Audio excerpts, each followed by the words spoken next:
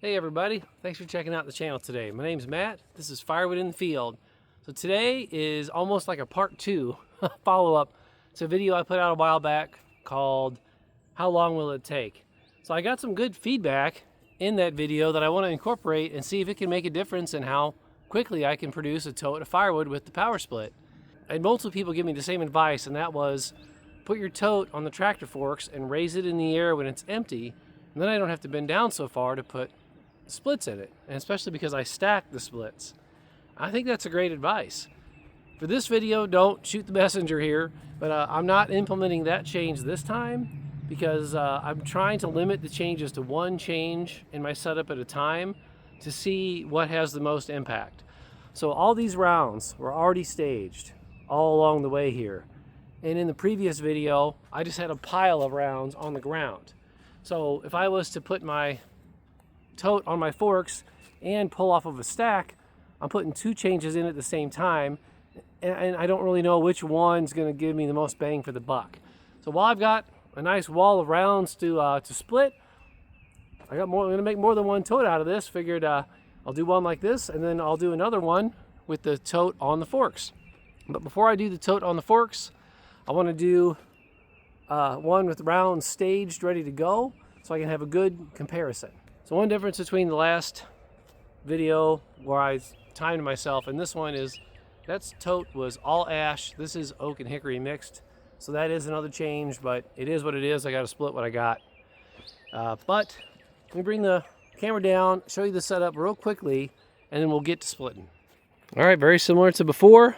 This time the ground was level enough. I didn't need to put a block under any of my wheels or anything like that. And just like before, I'll have a camera set up there. I'll have a GoPro. That way I can just get started and go.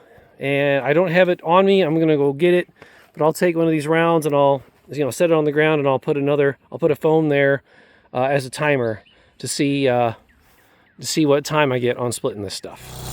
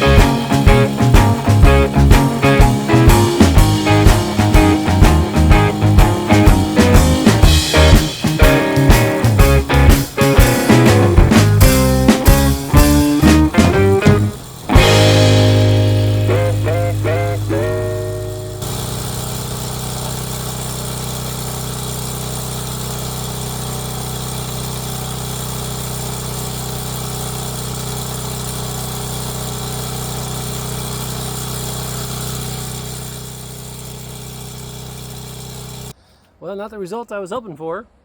And I guess, you know, one thing I can think of as I was splitting that hickory, I could not, like with the ash, a lot of the rounds that were the right size, you know, I could just move that round under the wedge and just pop, pop, pop, rotate it, pop, and go. It's about half hickory, half oak. And that hickory was so stringy, I found that, you know, a lot of times I wasn't very successful doing it that way. You know, the ash also, I don't have to run the wedge down all the way down to the bottom. For a lot of that ash, it would pop apart. And the oak here would as well. This hickory is a lot stringier. The splitter didn't struggle with it, but I have to run, you know, I have to run the wedge down all the way to the table to get it to split apart. So, hey, it is what it is. What it is. You know, I was just working at my normal regular pace. I wasn't trying to do anything crazy, go nuts, you know, and go as fast as I possibly can.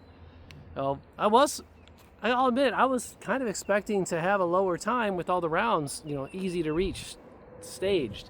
But, you know, live and learn. Well, got any comments for me, leave me a comment. But stay tuned, because next time I do a little time test, I'll take the advice of the viewers and other folks who commented, you know, do this, but have your tote, you know, a couple feet in the air. The worst problem I got is it took me 2 more minutes to split a tote of firewood. And life's pretty good.